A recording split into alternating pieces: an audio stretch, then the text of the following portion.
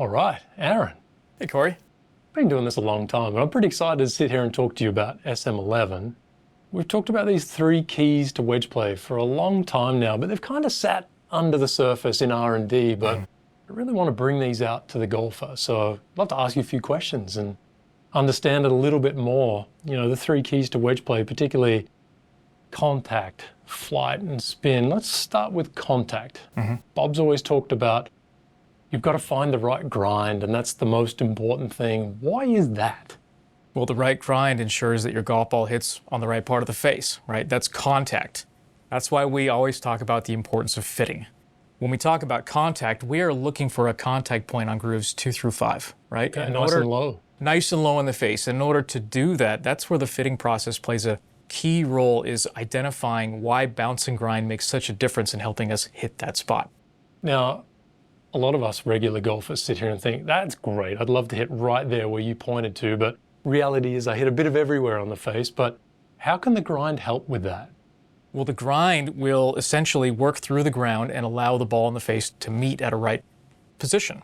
If I take a sole and I put the right grind on it, the right bounce, we're going to find this ball hitting that location more often on 2 through 5. Now, if I take bounce away or add bounce in the wrong ways, these markings are going to move all over the face. We're going to see some marks above 5. Right. We're going to see some around on the toe, the heel, some down below. And that's where we see this inconsistent launch and spin start coming into your game, which doesn't produce the types of results we want to hit our best wedge shots. So for example, a player who's in soft conditions, they're a little steeper.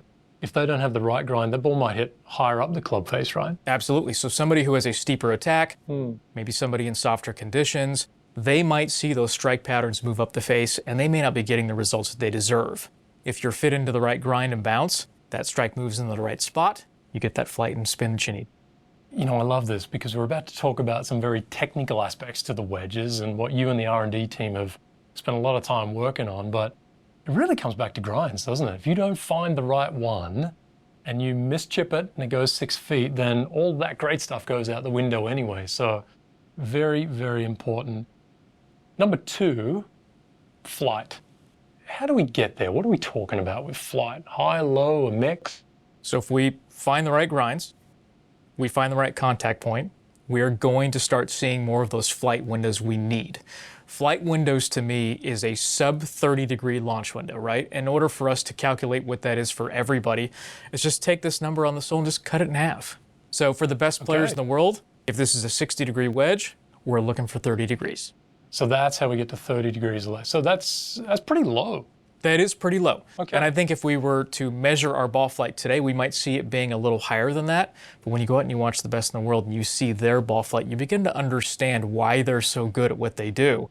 They've figured out ways to control their golf ball more. So, all right, let's talk about that a little bit. We're talking about lower launch. How is that helping the player with their wedge shot? Is it flight and distance? Is it spin?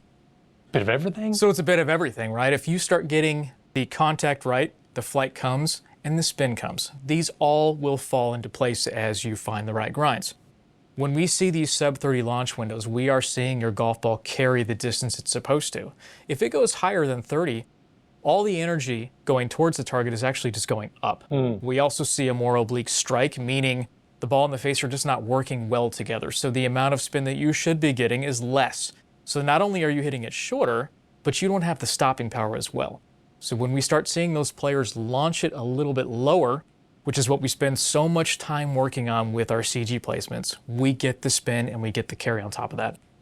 So we want it launching lower. The center of gravity is helping with that. But let's talk about the different grinds, for example. If I'm playing a D grind and maybe my fitter just got me into a T grind, are they going to perform the same now? They're not. I mean, you are looking to build a matrix that does different things, right? Your wedge selection should be a little bit like a Swiss Army knife, right? It's not one particular tool. It needs to do a lot of different things. Right. And that's why it's so important to get fit. You need to understand why specific grinds and needs should be with specific lofts. The third key to great wedge play, spin. And SM11, this is the most comprehensive spin system we've had in a Vokey. Think about it. We've got changes to the grooves, this depth with the grooves as well, and there's an angled face texture there as well that's helping all of this come together. Tell us a little bit about it. Let's start with grooves. So we have a new groove in this line. We've always historically had two different score lines, right? We have this one that fits beautifully with some of the stronger lofted wedges, and then we start amping it up for the higher lofted wedges. But we've done a lot of studying, and we've learned that there is indeed a third groove that is necessary for great wedge play, and that exists on these stronger lofts. That is a wedge-specific groove that manages that spin for some of those fuller shots, into greens, distance wedge shots, and in that first cut of rough that just gives you that understanding of this is the perfect spin I need to get that ball to stop. 3 specific groove shapes, but that's not all you've done with grooves. Tell us what else is there. So we've also learned that volume plays a key role in how we can displace debris, right? There's a lot of things on the ground that get in the way of the way the groove and the ball are doing their best work. 5% more volume is added to all of our score lines across the board.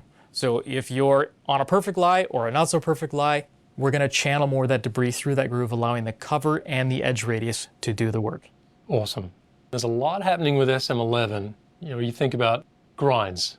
Got to get the right contact. And if you find the right grind, that's going to give you contact between grooves 2 and 5. Nice feel, flight, and plenty of spin. Number 2, though, is flight, and the center of gravity now being aligned within a loft on all of those grinds to make sure you get the optimal penetrating ball flight.